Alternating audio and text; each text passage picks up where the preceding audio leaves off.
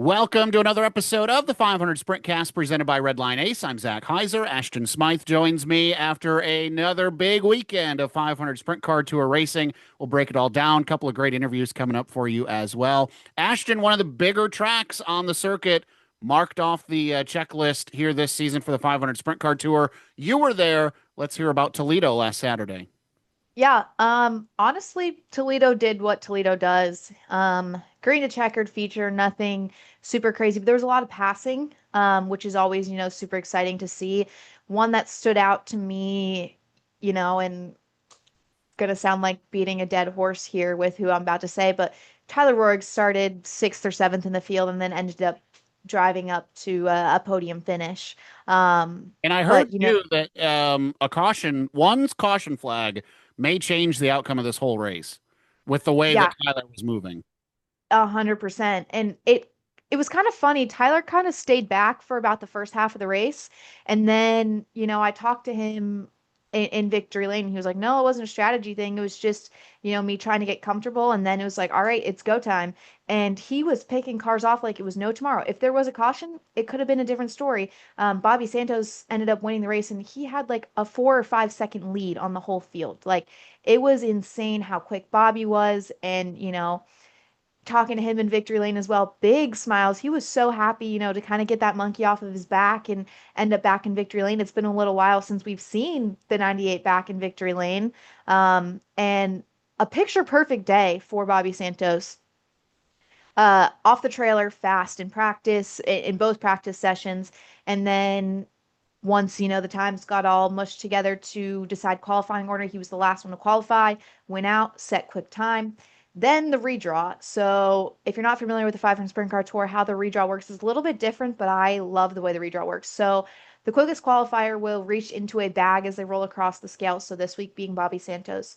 In the bag is a 0, 4, 6, or 8. And that will determine the redraw. So it's different every single week. In the past, we've had a lot of zeros, honestly. I feel like Tyler Roark has kind of been the king of pulling a 0. Well, Bobby Santos pulled an 8.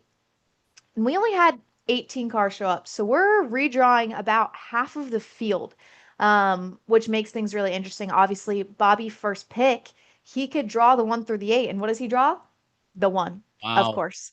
And there was no stopping Bobby after that. So let me pull it up here so I don't misspeak. But yeah, Bobby pulled the 1. Dakota Armstrong on the outside also had a lot of speed, but especially at Toledo, you kind of have to be on the inside, especially at the initial start when you have, all these good guys. Kyle O'Gara redraw third, ended up with another podium finish. Jackson Masenko fourth. Justin Harper made his way up into the redraw and he redrew a 5. Like that was huge for Justin and his crew as well. He's really it's him and his dad that work on that car and they kind of have a unique system going on. It's kind of their own thing that no one else really does. And Justin's been having a lot more consistent finishes lately. And I mean, he made his way into the redraw and redrew the 5. That's huge for him. Cody Swanson started on his outside. Tyler Roark from the 7th position, and then Taylor Ferns from the 8th position. Yeah, Bobby Santos ended up winning. Another thing that I wanted to talk about with you, Zach, as well. Billy Weiss hasn't been one that we've been seeing on the entry list consistently this year.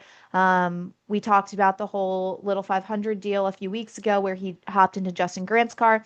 Well, Billy Weiss was at Toledo, but he was in the 40. He was driving Wow. for Nathan Bird. Um, so Billy's still waiting on some motor stuff to get it figured out, but Nathan was overrunning at Michigan with the NASCAR Craftsman Truck Series and ultimately had to make the tough decision saying, we're not going to make it back in time for practice and possibly qualifying. Let's put Billy in the car. So glad to see Billy back, but that's going to shake up things for points as well. Nathan now sits in 22nd overall for points. I haven't looked at owner points, but I know driver points kind of puts Nathan Bird out of the contention for a championship this year. Well, and Um, that makes it tough, but kind of like what you were saying, this is the second time that we've seen Billy kind of get the nod, like, "Hey, our driver can't be here. We trust you with this equipment. We know that you are a good race car driver. We know that A, you'll take care of our equipment, and then B, after you take care of it, you'll be pretty fast with it too." I mean, he qualified ninth in this car after kind of getting the shotgun start. Not the finish they were looking for at Toledo, but this is interesting. I mean, for Billy, he's able to still be behind the wheel while he's waiting on getting his stuff put back together. Yeah, and like you said, it's a testament to Billy and his knowledge and everything that he's done. He's one that we're used to seeing on the podiums, and he was in that championship battle as well in 2024. He ended up having to pull in though about halfway through the race. I didn't get to talk to him about what happened, but 15th place finish for him as well. And someone else I wanted to talk about who we've talked about quite a few times on the show, the rookie, Matt Dimmitt. Holy Yeah, cow. What yeah. a rookie season that he's had. And he pulled double duty at Toledo, running with both the Midwest Modifieds and the 500 Sprint Car Tour. And I talked to him before, and he was like, I don't know how tonight's going to go. Kind of a new challenge for us as well, hopping back between them. He said, honestly, they drive very similar, though, which is good for someone who's having to hop back and forth between both. But he just took over the Rookie of the Year battle points as well. And when I talked to him before the race as well, he said, we're not necessarily chasing that title. If it comes, it comes. But we're more so looking for seat time more than anything. But he's had some great finishes so far. Obviously, we're only 2 races into the season. But it'll be interesting to see as we get to some of these places like Winchester, these places like Salem, that require a little bit more finesse with them being high banked and being so fast. We typically see the experience rise to the top. It'll be interesting to see how Matt does because he has that experience, just not in a sprint car per se. Well, and when I talked to him on Horsepower Happenings, we talked about what he was going to do at Toledo, and he was pretty adamant that he was not going to do the double. He was only Hmm. going to bring the modified. He was going to sacrifice the sprint car for being able to run with the modified tour, which by the way, runner up in the modified at Toledo. So he did have a good day, top Yeah. 10 with the 500 sprint car tour. But you talk about Winchester, he's no stranger there either, Ashton, Hmm. a run for the rifle winner with the Midwest Modifieds Tour. And if he's saying that these modifieds and sprint cars drive similar for him, he may start to become one of those guys that we need to keep an eye on here to start contesting for not just top tens, which he did at Toledo on Saturday, but now top fives, podium finishes. I think it's a little rich to say he might go to victory lane this year, but I think Yeah. anything's on the table. Yeah, it's definitely not out of the cards at all. And you know, Winchester and Owasso are the new tracks this year. And Winchester, not as much as a curveball as Owasso is, but some of these guys have never been here before and Silver Crown running the same weekend. So they'll get some laps in Silver Crown car. But it's been a few years since sprint cars have been at Winchester. And yes, it's similar to Salem, but different to Salem as well. So yeah, it'll be interesting to see and how his experience plays out there. And I did talk to him as well, and he does have plans on running the whole 500 Sprint Car Tour season this year. Some cards fell into place for him that he didn't initially think. So exciting to see how the rest of his rookie run goes. And like you said, Absolutely. he's one that's consistently in the top tens, and as he gets more comfortable, more seat time in this car, we could see him top fives, top threes, possibly even victory lane. Absolutely. Hey, since the last time we talked, Ashton, the Kenyon Midget Series was in action, the lone dirt race of the season going to Paragon. And we talked about this in our last show. This could very well be the race that tightens up this championship battle. And it played out just like we thought it might. Isaac Johnson scored his second consecutive feature win in the only dirt oval race of the season with the Kenyon Midget Series at Paragon. He took the lead from Evan Hammond on a lap 9 restart and was able to head on down to victory lane. Dameron Taylor, your points leader, who we talked to earlier this season, had a rough night, damaged the Yeah. race car early in that event, and now Johnson is the championship points leader. This is what we were kind of, you listen, we don't want anything bad to happen to these drivers ever, but the race fan in us is like, we need a mulligan, and Isaac Johnson got that mulligan. Now he and Dameron are going to be in a battle for the rest of the season. This is exciting for the Kenyon Midget Series fans. Oh, 120% it is, especially looking at, the next racetrack we go to is Anderson. Like Dameron is always very consistently good at Anderson. Not only that, it's the 75 lapper. And Dameron has that experience. Isaac obviously not new to Kenyon Midget Series, Sure. but newer. But he has a ton of experience in other cars. And Evan Hammond, man, I am just waiting for him to get to victory lane. And I feel like I said, I feel like a broken record with him as well. It was the same thing we saw last year, podium after podium after podium, and I feel like it's the same thing we see again this year with Evan Hammond, like just podium after podium after podium. Like he's gonna break through eventually, and looking at some of these tracks coming up, it could be Evan Hammond's time, and he's not super far out in that points battle either. Isaac Johnson sitting atop of it right now with 984. Cameron Taylor in second, 31 points. That's quite a gap between him and Isaac Johnson, 953, and then Evan Hammond, 36 back from Cameron Taylor. And then two rookies in the top five in Clayton Bohannon and Andrew Wall.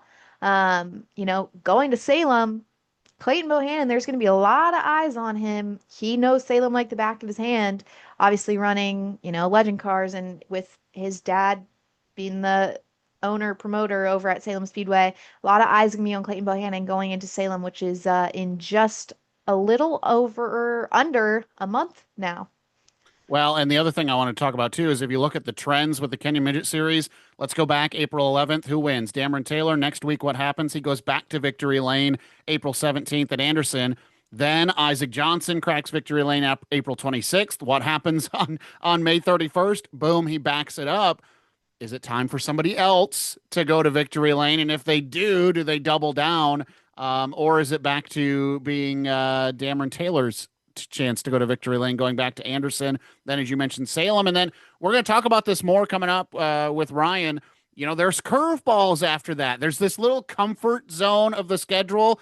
And then there's going to Michigan and not really knowing what you're going to get before the championship wraps up. So it's going to be a lot of fun. Going to be really exciting to keep an eye on. And I'm telling you what, I am just completely transparent right now. I am more invested in this Kenyon Midget Series championship battle than I thought I was going to be at the beginning of the year.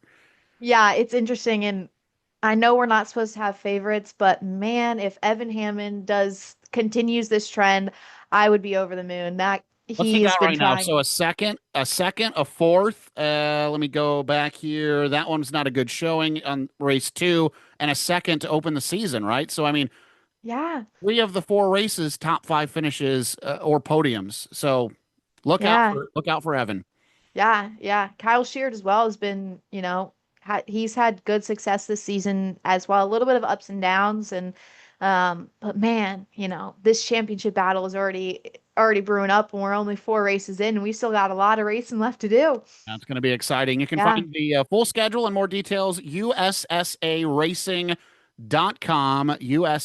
USSARacing.com for the Kenyon Midget Series, and of course, 500sprintcartour.com for all the information with the 500 Sprint Car Tour. Want to say thank you to Redline Ace. They are the presenting sponsor of the 500 Sprintcast, a motorsports-driven design agency working with series teams and drivers from all aspects of racing. Owner creative Ben Porter has worked on projects from Formula One to local kart racers and wants to inject that same experience into every client that he works with. In a sport that separates competitors, wins, and sponsorships by a razor thin margin, why not hire Redline Ace to boost your brand before the competition does? Let's get into our first featured interview this week on the 500 Sprintcast presented by Redline Ace. It is our pleasure to welcome in one of the Kenyon Midget Series drivers from Spring Valley, Illinois, originally, Ryan Shilkuski. Welcome into the show. Thanks for having me. Hey, man, what a show for you at Paragon. Good timing to chat with you because you look at your stats, you're kind of having a career year right now with the 500 Sprint Car Tour. Career best finish a couple of weeks ago. Now a hard charger at Paragon, moving 10 spots. Your program's rolling. Talk about what you guys have found here in what looks like is this second year for you with the Kenyon Midget Series. Um, just kind of understanding the changes a lot better. And having the baseline. Like last year, we didn't really have like the best baseline setup. Like we always would start out slow as the race would progress, like kind of find speed towards the end of the race. And then biggest issue is basically just like getting a fast car within like the last couple laps of a race. And then it's like, well, can't really go past anybody at this point. So that's trying to qualify better and like start better has been kind of the challenge. And now we've kind of slowly been getting better at that. so we can actually start passing. We were talking before we hit the record button about Paragon, and that is one of those shows that I think is a really good foundation builder for you and your crew, because you were telling me that you guys were out to lunch. Yeah. Kind of a weird event for the Kenyon Midget series, which again is a series that likes to run dirt and asphalt, but this was a lone dirt event this year. This was the only dirt hurdle you guys had to get Yeah. over for 2025. But you guys were out to lunch, you were saying, when the day started. Talk about what you guys were able to do as a team to get that car settled down and ultimately to be able to rebound in that feature to go plus 10. Um, yeah, we started out with practice where the car was like super loose, it felt like. It was kind of fishtailed everywhere. And then we kind of just thought it was mostly the track itself, because it was just super muddy. And then heat race, it didn't get any better. Like I think we made a couple of changes to tighten it up, and it actually was still bad, if not worse.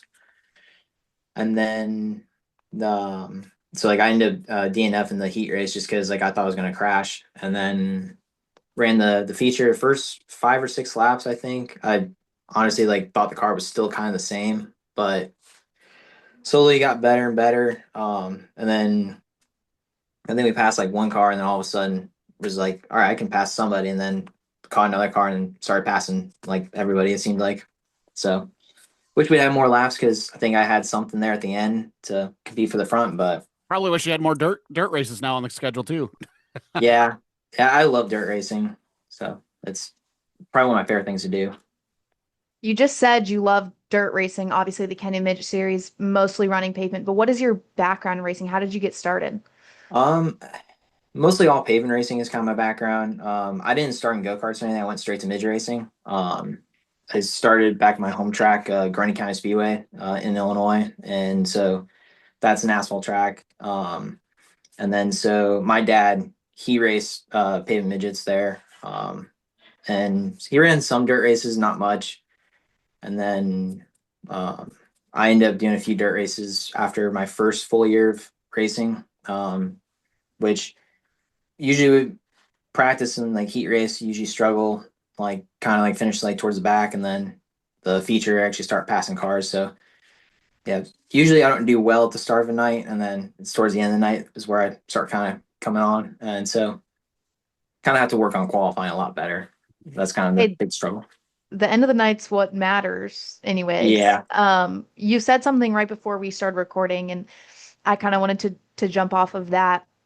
Next race is Anderson, Mhm. for you guys, 75 laps, which is a little bit longer than what you typically run. But last time we were at Anderson, you ended up, with a podium finish. How much confidence do you have moving forward into Anderson? And, what about you and Anderson just kind of click? I think it's just the fact that we actually have the most amount of laps there with the Kenyon car. Because the first Anderson race last year, we were really bad. I think we got lapped pretty close to the end of the race, like struggled. But then the next race got a little bit better. And then the last race with the double feature, we kind of found something like in the first feature, and then started passing a lot of cars in the second one. And so kind of ended the year with a fast car, felt like, and a lot of confidence. So kind of carried that into this year. And so now we've got a really good baseline and just got to hopefully qualify better so we can actually start towards the front. But 75 laps doesn't really matter kind of where we qualify. So just kind of keep going. Well, in that last Anderson race that we saw was a little chaotic, which Yeah. which I think, hopefully everybody, kind of collectively with the Kenyon Midget Series goes, all right, we got 75 laps to settle this thing. Can we all just take a deep breath? Yeah. That last one at Anderson was pretty wild. Is that taking up residency in your mind as you get ready for this? Really, I mean, this is a prestigious race too, with this Mhm. being that memorial. Is last Anderson race something that you're thinking about going into this one? Um, Really just kind of more, I guess, like how the car handled and how confident I was with passing. Like I feel like I had a car that can pass pretty much anybody. I feel like I actually had a car to probably pass like the leaders at the end of the race, but I was just happy to be in third at that point, so I was kind of more protecting more than really like being too aggressive. But yeah, no, it'll probably be a little chaotic, I imagine, but hopefully it's not as chaotic as the last one was. And yeah. All right. Well, we can hope. 2024 stats for you. Let me see here. One, two, only 4 times out of the 11 events did you finish outside the top 10. Best finish last year was 7th, which you did twice. This year, you've already pulled off a podium finish. That hard charger last week at Paragon to go 16th to 6th. Mm. What are the expectations now for the rest of the season with the Kenyon Midget Series? Because you've already shown such great improvement. You weren't half bad last year. Mm. Is it is Ryan expecting Ryan to go to victory lane this year, or where are you hoping to be by the time that we look back on the 2025 USSA Kenyon Midget Series? I'd like to be able to compete for wins like at the rest of the races. I feel like we have a good car for all the other tracks that we're going to. And like Speedrome, we figured out a lot of the mistakes that we made for that one, so we should be even better than we were at that one. We don't really have a whole lot to go off of with Sportsdrome, so that one's gonna be kind of a difficult race maybe. Figuring out a baseline because we ran the practice and then broke the first lap of the feature, which we had I think like 4 cars pass before turn one, and then the throttle cable came off, and so kind of ended that one before we could really get going. But Is there and maybe that was what you're getting at is there a track that you have circled right now that you guys think is your shot to pick up that first win? uh, honestly, probably Anderson, just because how many laps I have there compared to the other ones. And then Kalamazoo's another one I think I have pretty good car for. I think Kalamazoo's pretty unique. What about that place? I'm from here up in Michigan, and I know that it's like Berlin and Kalamazoo are two tracks Yeah. mm, that outsiders talk about as being a real bear to get a handle on. What about that place excites you?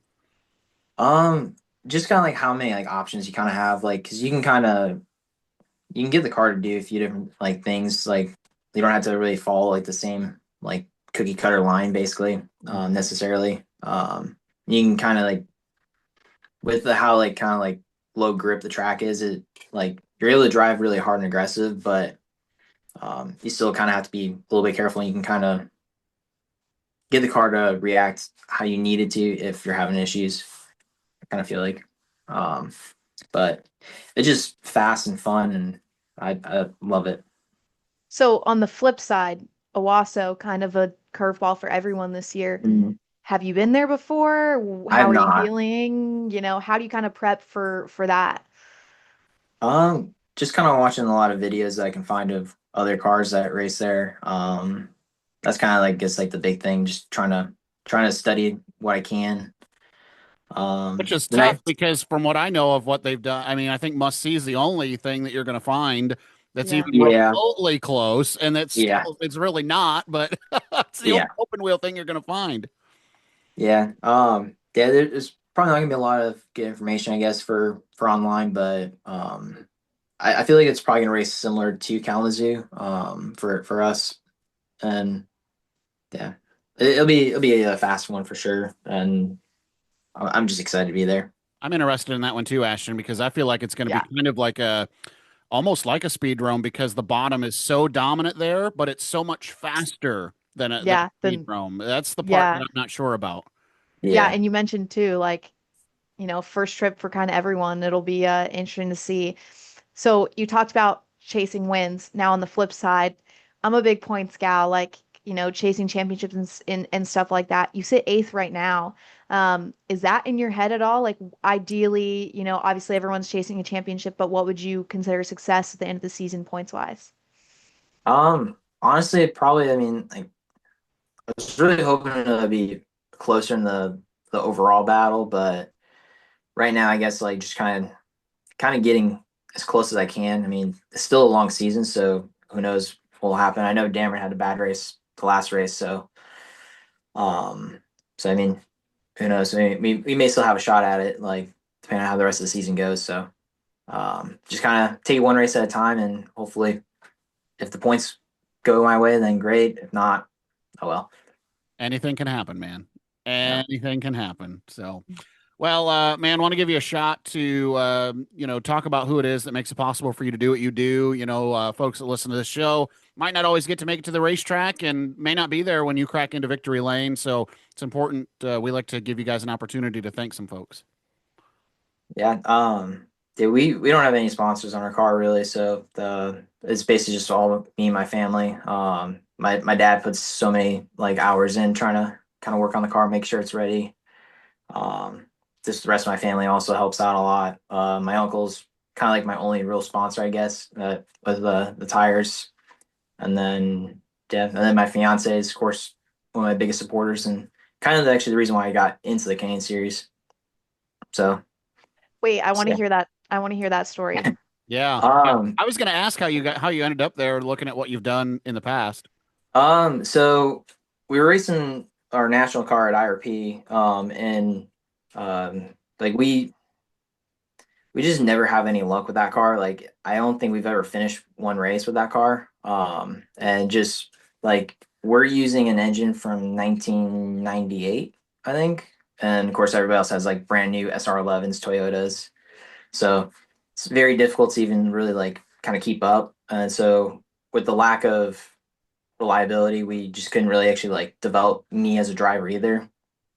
So then my fiance suggested like basically trying something else to kind of like add to it. And then so we got I decided that in the Kenyon car and then basically got a lot more seat time than I've probably ever had in my entire racing career. Even the races I ran before the national car, we still had a lot of bad luck with that too. So I think last year was the first time I really finished like actually every race.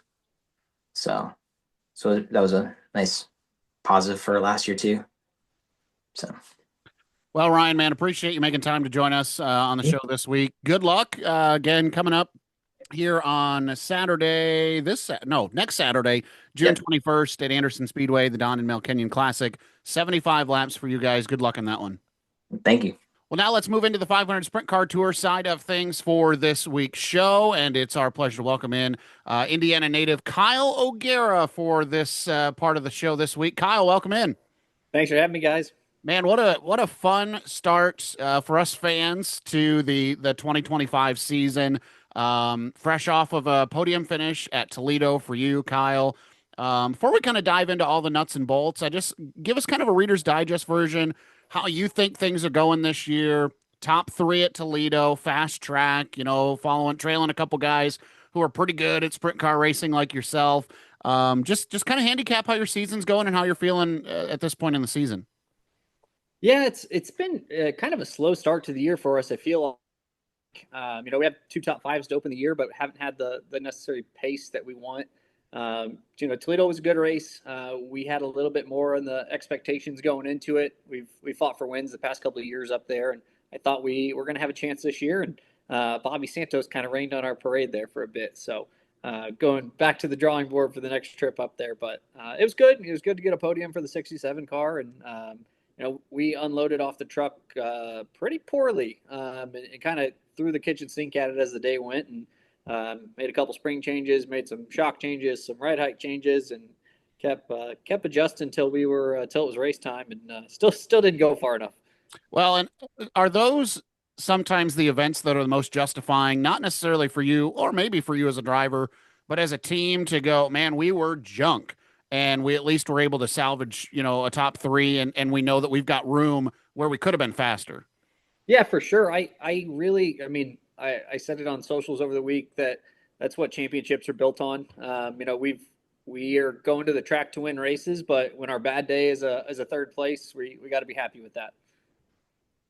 I wanted to backpedal to Little 500 because that had to be a roller coaster. I remember lap one walking over to your car and you're like, yeah, no, I'm good, as a tire is inches from your shoulders.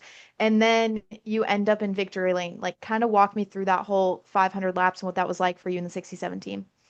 Yeah, we started the week off strong. That was our best qualifying effort for Little 500, rolling off fifth. And you think starting that far forward, you're going to stay out of the trouble. And the front row kind of had other ideas for us there. So yeah, it was a roller coaster for sure. I was really just glad the car didn't take more damage. We got out of it with, I think after the race, we had two bent front shocks, header, body panel, a couple other little things. But there were a lot of what ifs after that race because the car was still really good. But we had those things holding us back. So I think we had something for him there. But second's still pretty strong. Yeah, and like you said, you've had two podiums with the tour, a second place finish now with the Little 500. How much momentum is that moving forward into the rest of the season, knowing that you're consistently having these strong runs? It's good. I mean, it helps us. It gives us something to build off of. We're going into a stretch here with Winchester, Salem, and Berlin that we don't have a ton of notes at. Berlin, I think we've obviously ran at the most, but Winchester's been since 2019 since I ran there. I've only ran a sprint car there once, so we led some laps there and won a heat race that visit. I think we're going to be okay at Winchester. Salem's kind of for us though. We didn't perform what we wanted to last year. It was a tricky race for everyone. Not a lot of passing, and we just gotta find some speed. But yeah, we got some momentum rolling in the right direction right now. Fifth right now in the championship standings after Toledo, and again, it's kind of tricky for fans, right? This Little 500 is a non-points race, which is good if things don't go well, but you finish second, you're like, man, I could have used those points, and so Dakota's got the points lead. You're chasing guys like Armstrong, Santos, Rohrig, Masinko is ahead of you. Is this a stretch where even though maybe you're looking at momentum moving up, are you also looking at points, or are you a win first, point second type of guy? Um, I know it's our goal to win the championship. There's no hiding that. But in order to win the championship with these guys, I think we have to win races. Going against guys like Tyler Rohrig, it's no doubt that he's going to find victory lane eventually, and those and Bobby Santos for that matter right now, and Cody Swanson. Those guys are going to find victory lane eventually, and you got to string some wins together in the year. I'm going to steal one of Ashton's questions because she got to ask Ryan it, so I'm going to ask you it.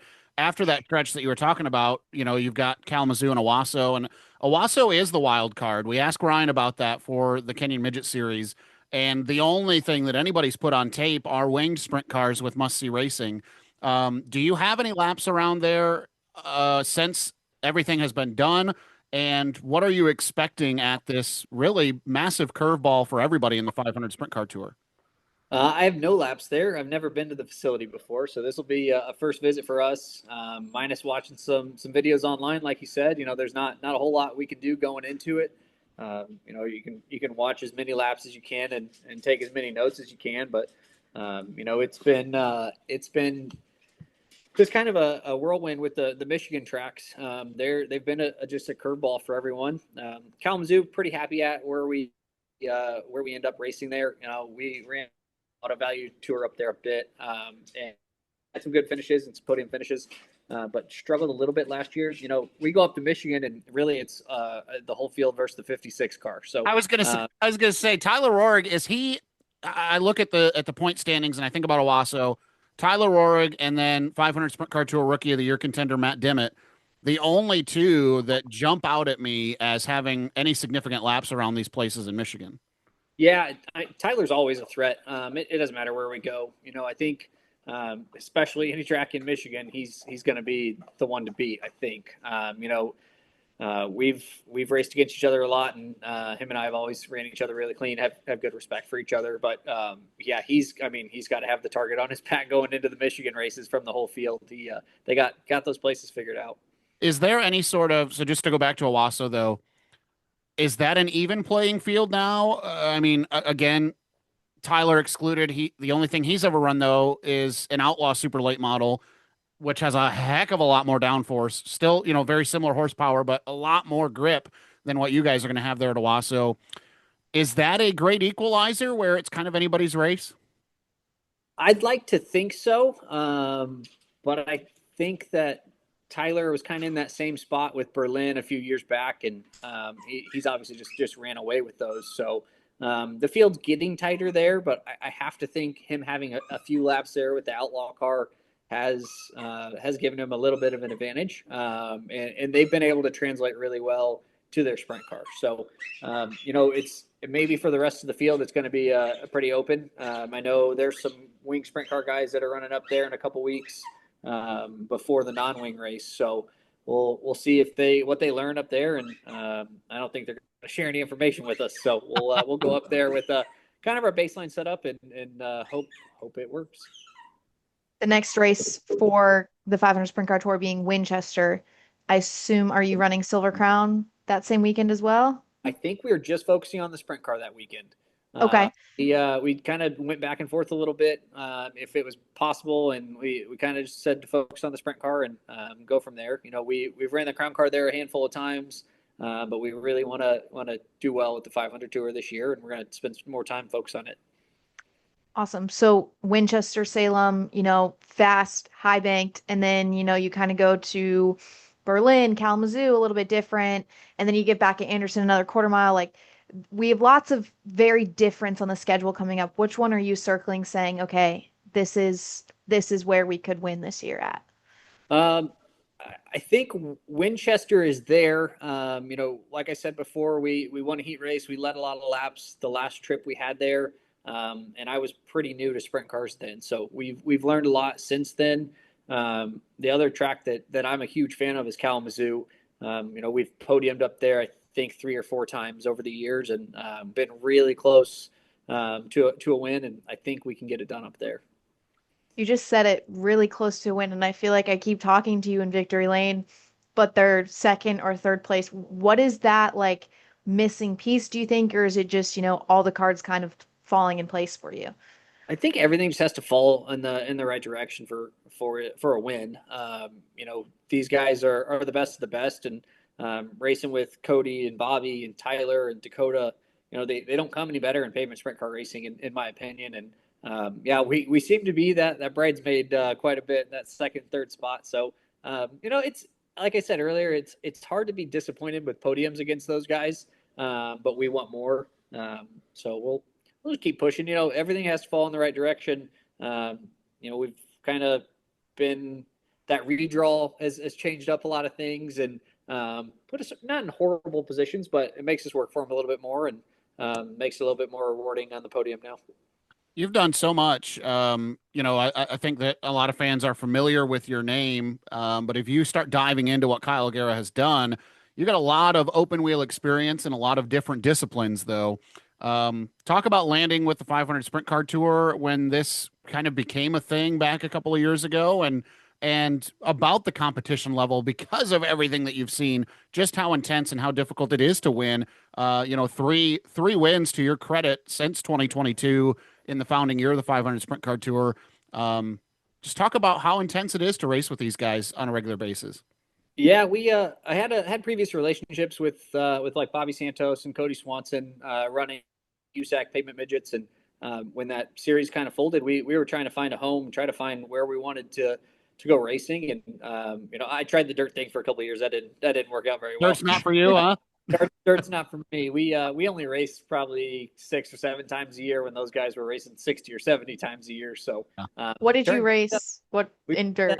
We ran dirt midgets. We ran Chili Bowl, I think 6 or 7 times. But we ran a bunch of local and regional stuff with USAC and Power Eye, and we just didn't do it enough. I still carry a day job, and the 500 tour just made sense to us. And it started with all the sprint car races at Anderson. We picked up some races with the Auto Value Series that was kind of Michigan based. Mm-hmm. And when the 500 tour formed, it was a no brainer for us.